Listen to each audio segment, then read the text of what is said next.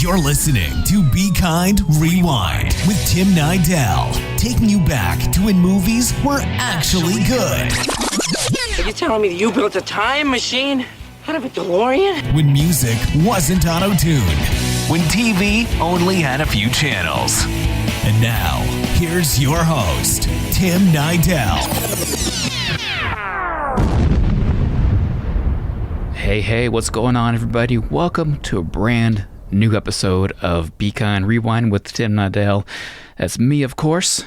You can find me online. It's timnydell.com. Follow me on social media at Tim_Nydell. And of course, follow me on YouTube. I do have a personal YouTube channel. I got vlogs, celebrity interviews, travel videos, Disneyland park videos, all sorts of good stuff on there. Of course, you'll find me just typing in my name, Tim Nydell. And of course, if you're lazy and don't want to type, just go to my website and I've got all the links right there for you. So appreciate all the follows.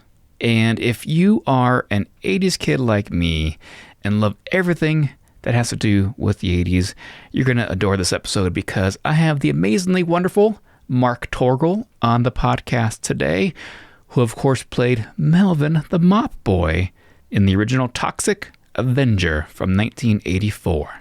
Oh, Julie, oh, Julie, I'm here. Okay, turn on the lights. Together. Oh, you're so soft, Julie. And of course, if you know the movie, you know that scene that I just played where he is tricked into kissing and getting really close with a sheep. And we talk all about that scene because that sheep was actually filled with lice and a lot of other bugs that he didn't know about until after filming. So it's a great interview, especially if you love Toxic Avenger like I do. A movie that I honestly think that my first interaction with the movie would have been the cartoon series from 1991. I don't think I knew it was a movie before that. I don't quite remember, honestly, but I do remember loving the cartoon and loving the toys that came along with the cartoon, and then finding out that it's based on a pretty hard R movie that is definitely not whatsoever made for kids. So it's quite interesting that it turned out to be a animated series. Of course, it didn't last very long. I think it only lasted a handful of episodes, honestly, maybe like 10 episodes. So it didn't last very long, but it was a cartoon series, and it's a great cult classic film from 84. And Melvin, I tell him during my interview, I tell Mark that Melvin is easily one of my favorite nerds from the 80s. And he really is. I mean, you had Revenge of the Nerds, you had Anthony Michael Hall in 16 Candles, and then, of course, him again in Weird Science. And then I guess, as I'm thinking about it right now, I guess you had him again in The Breakfast Club. But I honestly think that Melvin may actually be my favorite nerd from the 80s. I don't know, he's kind of relatable to me. You know, I was a nerdy kid growing up. I can kind of relate to Melvin, kind of feel bad for him when he's always getting picked on. I was picked on as a kid. Never turned into Toxic Avenger, though. That sucks. But Melvin was definitely an amazing nerd, and had a great time chatting with him all about the filming of Toxic Avenger, working with Lloyd Kaufman, who I actually met. And if you remember, if you watch my YouTube videos, I actually donned the official Toxic Avenger costume at the LA Comic-Con a few years ago. Go watch that video. It's an amazing time. I can't believe that I actually was able to wear the costume and meet Lloyd, interview Lloyd. Definitely check that out. It's one of my recent videos. I think it came out just a few weeks ago. So just find me on YouTube, Tim Nydell. It's one of the last videos I released. Highly recommend watching that. And I also highly recommend sticking around after these commercial breaks for my interview with Mark Torgl himself, also known as Melvin the Mop Boy. Allison is perfect. I mean, she'd never tell you that. She's humble and perfect. She likes everyone. She even likes her untidy roommate's weird guinea pig. Allison, wait, are you? Texting and driving? Allison, no. That's the exact opposite of what I was just saying about you. Why, Allison? Why? Texting and driving makes good people look bad. Visit StopTextStopWrecks.org, brought to you by the National Highway Traffic Safety Administration and the Ad Council. I'm Paul George of the Indiana Pacers. When I was 6, my days were spent playing basketball. When I was 6, my dream was to make it to the NBA. When I was 6, my mom had a stroke. So I want you to learn to spot a stroke fast. F-A-S-T. F, face drooping. A, arm weakness. S, speech difficulty. T, time to call 911. I'm Paul George. Spot a stroke fast. Visit strokeassociation.org. Brought to you by the American Stroke Association and the Ad Council. My name is Lola Silvestri, and I'm going to be 95 this year. I was very independent. I fell, and I had to have Meals on Wheels. America, let's do lunch. 1 in 6 seniors faces the threat of hunger, and millions more live in isolation. Drop off a hot meal and say a quick hello. Volunteer for Meals on Wheels by donating your lunch break at americaletsdolunch.org. This message brought to you by Meals on Wheels America and the Ad Council. Most of my family, they never graduated high school, so I'm trying to break that barrier. My daughter, Brooklyn, was also a motivation for me to go back to school. Every day after work, went straight to school, and it paid off. At age 26, Kareem finished his high school diploma. I could not have done it alone. I see the future is really bright for me. No one gets a diploma alone. If you're thinking of finishing your high school diploma, you have help. Find free adult education classes near you at finishyourdiploma.org. Brought to you by the Dollar General Literacy Foundation and the Ad Council. So I'm a cat, and I just moved in with this new human, and she's got this little toy she's always playing with, all day long. Tap, tap, tap, tap, bloop, bloop. She can't put it down. There it is. Oh, and get this. She even talks to it. Last week, she asked it for Chinese, and guess what? Egg rolls showed up. Like magic. Humans have cool toys. A person is the best thing to happen to a shelter pet. Be that person. Adopt. Brought to you by the Ad Council and the ShelterPetProject.org. What if I told you that a tornado was going to happen tomorrow, right where you live? That it would touch down at exactly 3:17 p.m., and I told you the exact path it would take. You would, of course, prepare. You would talk with your loved ones, and you'd make a plan today. It's true, I can't tell you a tornado will strike tomorrow, but shouldn't you have a plan anyway? Go to ready.gov/communicate and make your emergency plan today. Don't wait. Communicate. Brought to you by FEMA and the Ad Council. You're listening to Fenix Media, the future of broadcasting. Listen live at fenixmedia.us.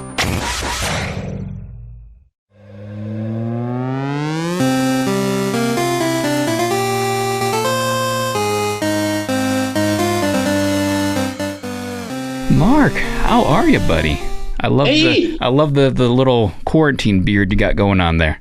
Yeah, it's been I've been growing it for a year since the whole COVID started. Have you shaved it at all? Have you trimmed anything at all? I've trimmed it a couple times, but I've actually gotten some movie roles because of it. Because of it, wow! So I'm letting it go because of that. It's like my magical beard. That suddenly everyone wants me to be in their B movie. So maybe the quarantine was a good thing for you, at least. Yeah, I think so. I think it turned me into a different person. Yeah. I wouldn't recognize you because I've seen videos of you without the beard, and I can recognize you, but I wouldn't recognize you on the street. I have never had a beard until I started this one. I didn't even know if I could grow one, and it actually grew in pretty nicely. So. Nice. Well, it looks good, man. It looks good. So let's go back a ways. When do you remember the moment that hits you is like, hey, I want to do film. I want to be involved in the industry somehow. Oh, well, I was always interested in film and theater, even in high school. Like I was in all the high school plays, acting. And then I went to Michigan State undergrad in telecommunications. So I was, interested in TV and radio. And then I took a film class where I made my first film, which was a very surreal kind of film where the guy's like sawing off his legs and stuff. I always liked the outrageous and bizarre. And that movie actually got me into NYU Film School. So it just sort of blossomed from all of that. It's kind of a whole life endeavor. What would you say is your favorite film of all time? And I've got some strange ones.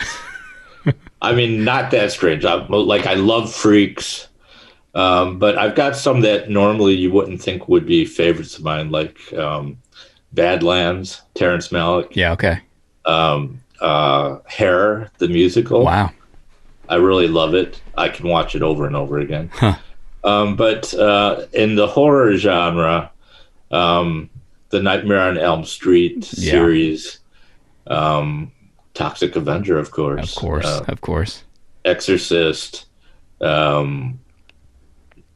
Just about anything that is horror, I can get into. Yeah, same here. I grew up loving horror even as a kid.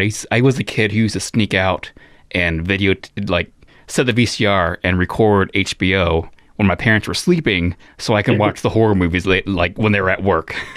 Right. And I think for me, it would have been the Friday the 13th movies would have been the first ones I remember watching as a kid, I think. Yeah. So, yeah, I just love them. Yeah, I do too. And, it's funny how many people come up to me at conventions and say that they were turned on to Toxic Avenger when they were a kid. Yeah. And it's so not a kid's movie. It is not whatsoever. But somehow they all found it somehow.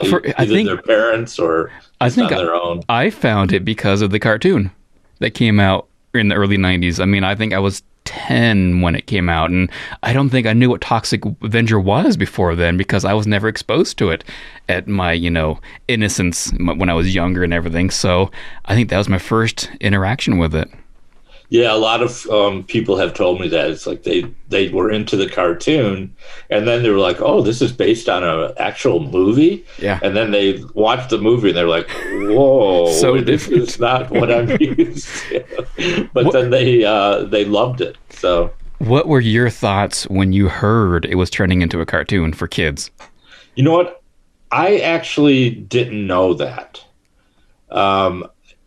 I moved to Los Angeles shortly after I did Toxic Avenger and got into the post-production world. And I think I don't even think I realized it was made into a cartoon until I started doing conventions and people would tell me about it. Now I knew it was made into a comic book. Yeah. And I have the comic books. But yeah, I kind of lost touch with the TROMA world for probably 10 years. When that was going on, but then I got involved with them again when I started making my own movie and doing conventions, and we got Lloyd to be in my movie Toxic Tutu, and then I started doing more stuff with TROMA, like Return to Nukem High, Part 2, and pretty much Lloyd and I have become really good friends, and anytime he wants me to do something for him, I do it, and vice versa. So, absolutely, I wouldn't turn it down at all either. I would love to be part of one of you guys' movies. I'll do it for free. I'll say it right now. I'll do it for free. Well, you should go talk to TROMA. That's what exactly. Just for the experience, man. I think it would just be an amazing, amazing experience. Well, that's how I got involved with TROMA, because I was going to NYU Film School. And TROMA put up a notice on our job board to come work on a reel film for the summer. And I think it said you won't get paid like you would on a reel film, but it'll be great experience. Yeah. So I went down to the TROMA building in Hell's Kitchen, New York, and talked to Lloyd and Michael Hers. And Lloyd was like, "Oh, you go to NYU. What do you want to do on this movie?" And I was like, I'd like to be the script supervisor so I can work with the director. And he was like, well, that's me. Done. You can be the script supervisor. What else do you want to do? And I was like, oh, I enjoy writing. He was like, great. You can write some additional scenes. What else do you want to do? And, it was pretty much, I should have just said, can I direct? Yeah. Yeah. Did you end up writing any extra scenes for Toxie? Actually, I improv'd some scenes, like the whole scene in the bathroom where Mother is knocking on the door, wondering what's going on with Melvin. I kind of walked her through that whole scenario. Wow. So I kind of wrote it on the spot. But, you know, the first film I got involved with TROMA was called The First Turn On. And that was the year before Toxic Avenger. And I ended up acting. I was the script supervisor, and I ended up acting in it because an actor that was cast for a pretty major role just did not show up one morning. Wow. And we were sitting around waiting for this actor. And finally, Lloyd said, "Mark, you do it." And so, you know, like I said, I've always enjoyed acting, like in high school and college. And so I jumped in, and he was like, "Just be outrageous, be over the top and obnoxious." And I was, you know, that's kind of my specialty. So they loved what I did. And then the next year when they were casting Toxic Avenger, apparently Lloyd says they interviewed 100 kids to do, you know, Melvin. And finally, he and Michael Hurst said, "You know, we really like what Mark did last year on The First Turn On." And they called me up and told me about Toxic Avenger. It was called Health Horror. It wasn't called Toxic Avenger. And he said, "If you want the role, you can have it." And I said, "Great." I said, "Can I be the script supervisor too?" Like, so, sure. Script supervising for Toxie, what does that entail? Well, you're there for the whole shoot, which is what I really like. And you're just, you know, making sure that the script is being followed correctly. You kind of keep an eye on continuity. And it's just, it's kind of paperwork in a way, but I liked it because I'm there the whole time. Yeah. Working with the director, working with Lloyd. And I got to see the whole movie being made, including the scenes I was in. And it was interesting. We either knew it was going to be a huge cult film or like the worst movie ever made. And it turned into a huge cult film, luckily. I mean, who knew? The first time you read the script, who knew that we'd be talking about this 30 plus years later, you know?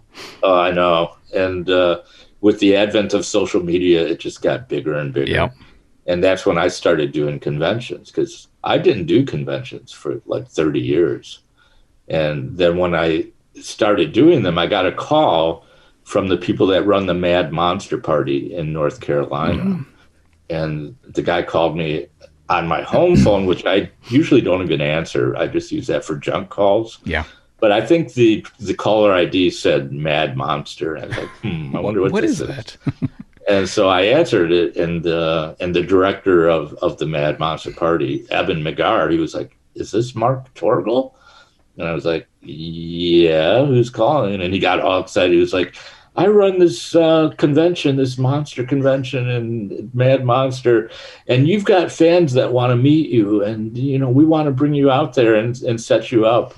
And so, you know, I decided that this would be a good chance for me to document it. And I called one of my film school buddies, Joe Nardelli, to come and let's document this. You know, it'll be fun.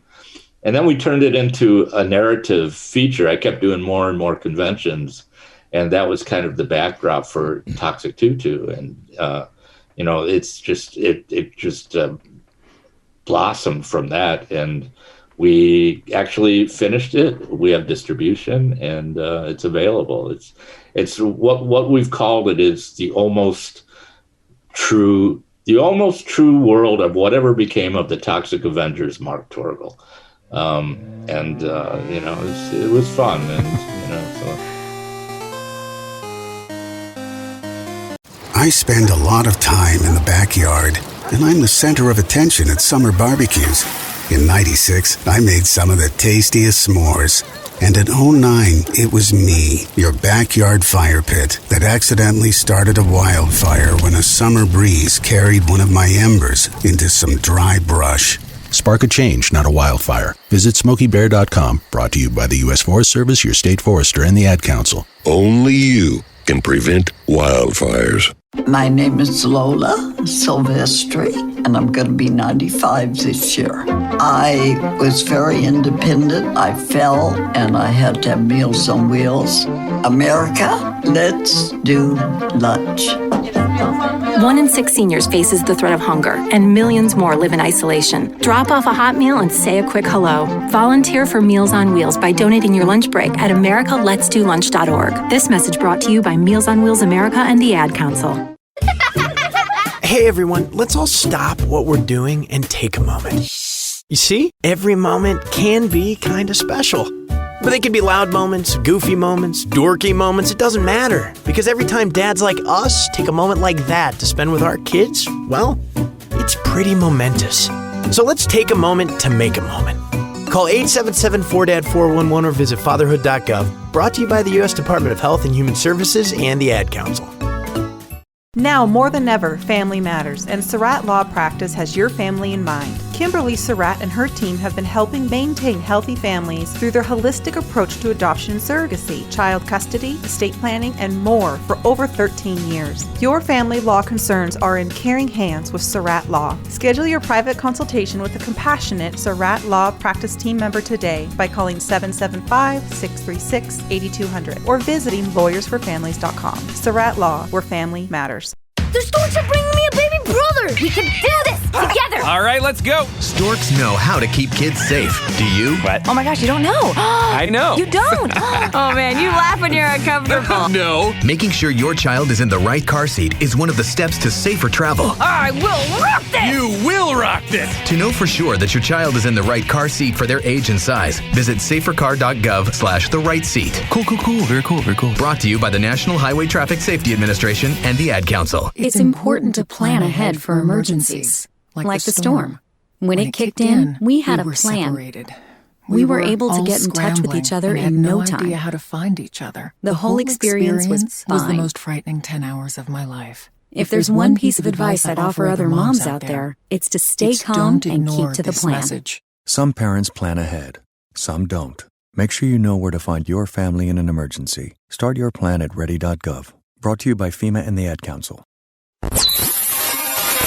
You're listening to Fenix Media. Listen live and explore more great shows at fenixmedia.us.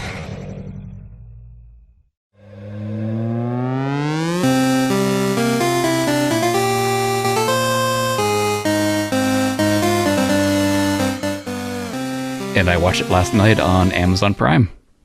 Did you? I did. Yes. Yeah, I didn't know. I didn't know it was there. All over. Yeah, it was great. It was fun, man. It was a lot of fun to see, and I didn't expect to see Johnny Fairplay in it. Oh, you know Johnny? I don't know him personally, but I've seen him in a lot of stuff. Yeah. Yeah, and Slug and Bozo were in it, and of course Lloyd, and yeah, it was nice to and Skippy, the kid. You know, Skippy was the kid that the car ran his head over. Yeah, it was a fun time. I recommend everybody checking it out. It's free on Amazon Prime, so I recommend it highly. Yeah, it's also available, I think, on Google Play, Vudu, Apple iTunes, and you can also buy the DVD from Amazon. Nice. So if you had to describe to somebody what it's like filming a TROMA movie, how would you describe it? It's not a normal movie. It's not a normal production. I've worked on normal productions. TROMA, anything can happen at any time. They kind of fly by the seat of their pants, make stuff up along the way, do things as cheaply as possible because they're usually low budget. And, you know, the nice thing about a TROMA movie, especially these days, is the people that work on them are TROMA fans. Mm-hmm. Yep. So it's like a love fest, really. And it's just, you know, a party. It's like a good time. And it's something that if you're a TROMA fan, you would really enjoy working. You're not going to make any money, but it's great fun. I've done 2 episodes of Kevin Costner's Yellowstone. I'm in 2 episodes of that, and craft services was amazing. We had steak. We had like some kind of casserole, green beans, and everything. What about craft services for a Troma film? Yeah, no, none of that. They had a contract with the Jarlsberg Cheese Company, and they were those big rolls of cheese, those big orange rolls, and they served it to us for breakfast, lunch, and dinner. Just cheese. And everyone was so sick of these things. There was one point near the end of the shoot where we had, these big orange rolls of cheese, and we started rolling them down a hill in the street because everyone was so sick of the food. Cheese. Just cheese, nothing else. There might have been coffee, water, not much. It was anything they could get for free. Okay, that makes sense. But, yeah. I do love cheese, so I guess I could do a Troma film. And, they'd give them a credit, in exchange for the food. So. Oh, that's awesome. Oh, man. Let's talk about Melvin for a little bit. Melvin, there's a lot of nerds featured in 80s films. And Melvin is it could be my favorite nerd in an 80s film. So tell me about Melvin. I think I was one of the originals. Probably. Because then, after Toxic, and the first Turn On was also, I also played kind of same character, yeah. But then after that, all these nerd movies started coming out. There was a whole series of Revenge of the Nerds and all of those. But I just, saw it as a socially awkward kid that just did not fit in society. And that's kind of how I played it, starting with the first Turn On. And it just gave me the opportunity to be bizarre and wild and over the top and crazy. And, that's what I'm known for, is my over the top acting. I don't know if I could ever do a serious drama. Yeah. But I have lots of fun doing these, super nerds that just don't fit into society. And that's kind of my niche, and, I enjoy doing it. So I hear the scene with the sheep was kind of a pain. We have to get close and personal. It wasn't that it was a pain, but when the lights went on, I had not really seen the sheep until we shot the scene. The lights went up, and I was like face to face with this sheep, and there were all sorts of like gnarly bugs jumping around on it, and it was like, it helped actually the scene, because it made me sick, and I was like, oh my God, this thing is full of gnats and nasty bugs and crawling all over it. And, so I could really use that to, almost throw up and run and jump out the window. Which that jumping out of the window is one of my favorite scenes in the movie. It's so obviously not you at all. No, but he had my shoes on. Well, there you go. Looks just like you. And then I did jump. I did, after the stuntman did the jump, I actually did jump headfirst into the barrel. Nice. Or at least, went in there headfirst and came out of it. So, when I did come out, and I started melting, before the transformation, and remember the scene where I caught on fire? Yeah. I actually did catch on fire. I was going to say, because I see 2 drops drop on top of you when you're laying down.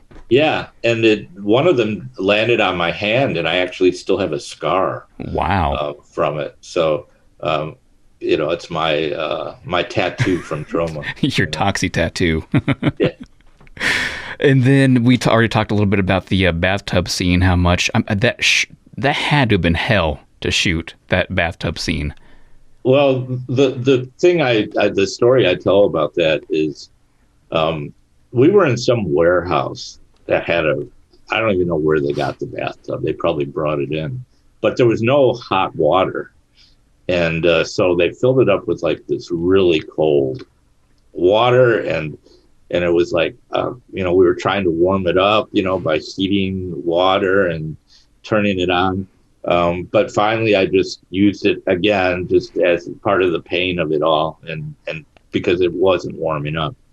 But it took a long time. And and the makeup was really involved. They had these bladders all over me, and it was not special effects. It was like rubber bladders, and there were people down below blowing into them. Wow. So that I was bubbling up, and my face was expanding, and it was all done right there on the spot. None of it was special effects. Wow. Which was kind of cool. And I tell the story that the makeup, I think, probably spent a good 4 or 5 hours putting this makeup on, and the makeup team were young but really talented, and they got the makeup on, and it looked great, and we worked with it. It was beautiful, and then it came time to take the makeup off, and we couldn't get the makeup off. They had like special ointments and liquids and stuff, and it just wasn't coming off. We were trying to wrap for the day, and so there was a YMCA that was down the street from where we were shooting. And so someone called the YMCA and said, we're shooting this film. Can our actor come down there and use the shower? Because he's got this makeup that won't come off. And so they let me do it. I went down there to the YMCA, and I'm like in the shower, naked, scrubbing at my skin and face and trying to get all this makeup off. And at the time, the boys swimming team came into the shower and saw this naked man with his skin falling off, and they quickly kind of turned around and laughed. And they were traumatized, I'm sure, for life. Yeah, there you go. But it was a good memory. Now, is it true that a homeless man threatened the filming crew in the alley with a gun? Yeah, in Shinbone Alley, which was one of our New York City locations. I don't even know if they got a permit for this alley. Probably not. Probably not. But this homeless man, that was his home. That's where he lived. And he did not like the fact that there was a film crew coming in there and disturbing his home. So there was an altercation. He apparently did have a gun. A lot of people took off, running down the street, but somehow someone went in there and dissolved the situation and probably gave him some money or something. Yeah. And then he left us alone. But wow. Yeah, you never knew what to expect on the TROMA movie, because nothing's really done the way it should be done. Keeps you on your toes, that's for sure. Yeah, the scene where the car lands on its top, it flips and lands on its top. Yeah. And I was the script supervisor, so we were watching this, and the roll bar collapsed. And, while we were filming, and we were like, oh my God, this guy's dead. And we ran up to the car, and luckily it collapsed only on the passenger side, not on the driver's side. Wow. So he was fine. But Lloyd said if he killed that guy, that would have been the end of it. Oh, for sure. 100%. Wow. So, yeah, you never knew what to expect. This is Mario Andretti.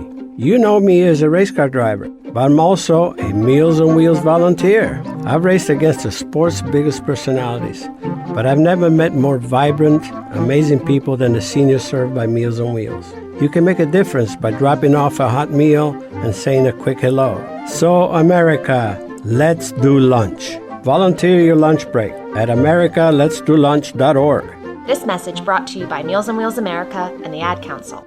People been saying to your friend, get a different face, and posting on their feed, they're super ugly. The things they say to them online are cruel and they're not true. So tell your friend, I'll stand up for you. Don't worry, I know what to do. Know someone being bullied online? You can be a witness and make a difference by letting the world know it isn't cool, and by letting your friend know you care. Learn more at eyewitnessbullying.org. Brought to you by the Ad Council. Hope you enjoyed your meal. And I just want to say, he's lucky to have a brother like you. Lucky? Caring for my brother is far from easy. But he's a part of me, like my arms and legs, so I'll be his. No time for tired. Nothing can disable this love. He needs me, but I'm the lucky one, even though I need help now and then. If you're caring for a loved one, visit aarp.org/caregiving for care guides and community. Support for your strength. Brought to you by AARP and the Ad Council. Dear John, I'm leaving. Uncontrolled high blood pressure is serious, and I can quit whenever I want. Why can't we get back to when you checked on me? I don't want to leave, but remember, when I quit, you quit. Sincerely, your heart. Listen to your heart and don't let it quit on you. High blood pressure can lead to a stroke, heart attack, or death. Get yours to a healthy range today. For help keeping yours at a healthy range, text PRESSURE to 97779. A message from the American Heart Association, the American Stroke Association, and the Ad Council. WWE superstar Alberto Del Rio. Take one. Behold the angry giant. Try it again, Alberto. Behold the angry giant. Perfect. Good luck tonight. Behold the angry giant. Yay! Read me another one, Dad. This is WWE superstar Alberto Del Rio. It only takes a moment to make a moment. Take time to be a dad today. Visit fatherhood.gov. Brought to you by the U.S. Department of Health and Human Services and the Ad Council. It may be hard to believe, but people just like you are already saving money. FeedThePig.org makes it easy. Their simple savings plan teaches you how to start saving without going overboard, so you don't need to sell all your belongings and live in a commune. These dungarees belong to all of us now, Tom. You don't need to get a second job as a stuntman. We need a new stuntman! You just need FeedThePig.org. Don't get left behind. Get tips and tools at FeedThePig.org. Brought to you by the American Institute of CPAs and the Ad Council. You're listening to Fenix Media, the future of broadcasting. Explore more great shows at fenixmedia.us.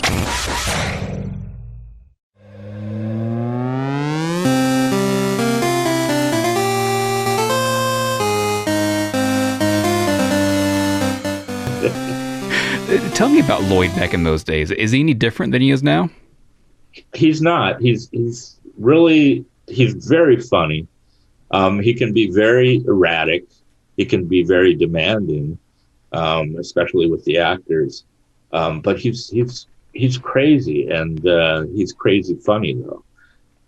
I mean, I appreciate his humor because it's gross and disgusting and nervous, and you know, it's just like. But no, he's still like that. You know, whenever I see him, he still is crazy and always thinking. You know, he's always trying to be witty and coming up with something funny. And I actually interviewed with his children. He has 3 girls that are now like young adults, and they're trying to be filmmakers. And they did an interview with me. And I was telling them some stories about Lloyd, and apparently he doesn't act like that at home. Because they were like, "What are you telling us? He did what?" And so I guess he has 2 different personas. Yeah. You know, his which makes sense, I guess. On-screen one and his off-screen one. But I always see his on-screen one. Yeah, he just seems like a little kid, just out in the playground, just playing. Yeah, definitely. So tell me about returning many years later for Citizen Toxie to play the evil Melvin. Yeah. Well, they did Toxic Avenger 2 and 3, and they actually made one movie into 2 movies. It was supposed to just be Toxic Avenger 2, and I guess they shot so much they made it into 2 movies, but they actually asked me to be in the movie. And I had moved to Los Angeles at the time. And I said, well, I didn't get paid for Toxic Avenger. Can you pay me something? And Lloyd was like, oh, come on, Mark. That's not the TROMA way. And I was like, Lloyd, come on. I'm living in L.A. He was like, well, we'll fly you out there. And then you probably still have friends you can stay with, though, right? And, I was like, just give me $100. And he was like, yeah, that's just not the TROMA way, Mark. Wow. You know that. And I said, well, send me the script. And he sent me the script, and I didn't think it was very good. And so I decided not to do it. And Lloyd wrote this book, Everything I Know About Filmmaking I Learned from the Toxic Avenger. And he said the biggest mistake he ever made was not giving Mark Torgl the $50 he asked for to be in Toxic Avenger 2. But then when 4 came around, probably, I don't know, I guess almost 10 years later, I did it just to get back and have fun doing it. And it was really fun because at that time, all the crew were TROMA fans, Toxic Avenger fans, and I went there and just everyone loved me, and I just had fun doing it. It was, a one-day shoot for what I did being Evil Melvin. So awesome. And then that's when our relationship rekindled at that point, and we started seeing each other more and doing the conventions together and stuff. A little later. Sweet. And speaking of conventions, I started going to them recently as well, and I'm addicted. So hopefully I could run into at a convention, get my Toxie poster signed. Yeah, I mean, once this COVID clears up, Yep. I'm thinking it'll get back in gear. But kind of nobody's doing them right now. Nope.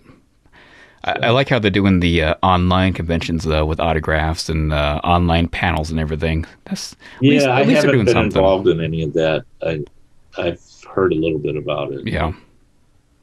I do get people sending me things in the mail, asking me to sign them. Nice. So I do that if they send it to me. If they give me return postage. Exactly. You can't do it for free and then have to pay for postage. Right. You're not TROMA. Right. So what are you up to these days? Well, I'm a television editor, and I'm working for a company called Entertainment Studios, which does a lot of like comedy stuff, game shows and things. But like I said before, I've suddenly started getting offers to be in a lot of B movies, and I think it's because of my magical beard. Of course. I've done 2 things for James Balsamo, who has a real big B movie presence. I've done some things with Mercedes the Muse, which is a TROMA person.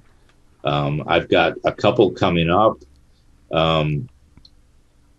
There's something called After School Lunch Special, and there's another one called Technically. I'm just getting all these offers, and so I go and do these on the weekends. Wow. And so it's nice to have that altercation from my edit bay, where I'm sitting alone in a edit bay, and suddenly I can be the celebrity again. Well, you still look good. The beard's rocking. So I don't blame them from hiring you whatsoever. Oh, they're talking about doing a Hollywood version of Toxic Avenger. Yes, I have heard that. I was going to ask you about that, but I didn't know if you knew anything about it. Well, I know it's not in production yet, but apparently there is a script, and apparently it's a really good script. Wow. The actor that they're getting to play Toxie, what's his name? The little person that was in Game of Thrones. Okay, yeah. What's his name? I don't remember his name, but I know who you're talking about. Which I think could be really funny and interesting. So, and Lloyd and Michael are producers on it, so they have said that there's interest in a cameo for me. So sweet. So that would be nice. Oh, and you know what'll make it better too is if they get James Gunn to direct. Keep it in the TROMA family. Yeah. Lloyd asked me who should direct this. I said, get James Gunn. He was like, you want me to ruin his career again? But I think that would be, a great connection. Because most people don't know he was involved with TROMA, Right. So I think to keep it in the family would be great. Yeah. So it'll be interesting. Again, it might be on hold again just because of the pandemic. Yeah. Like a lot of stuff is. But I could actually get paid for doing, a Toxic Avenger. For the first time ever. All right, so where can people find you online? The main thing is Facebook, Mark Torgl. There's also a Toxic Tutu Facebook. There's also a toxictutu.com that, talks about that movie. But I primarily keep up to date on Facebook with the Mark Torgl, and I've got the most fans that you're allowed to have. I have 5,000. So nice. It's hard to get new ones unless I get rid of people. Yeah. But, I kind of update that, frequently. So that's the main place. Very nice, Mark. Well, thank you so much for your time. Big fan of your work as Melvin. Such an amazing nerd, man. I love it. Well, it's nice meeting you, Tim. Same here. And let me know, where this can be seen. Absolutely. Or heard. And it's been a pleasure. Same here, man. Hope to run into you at a convention sometime. Yeah, I hope so too.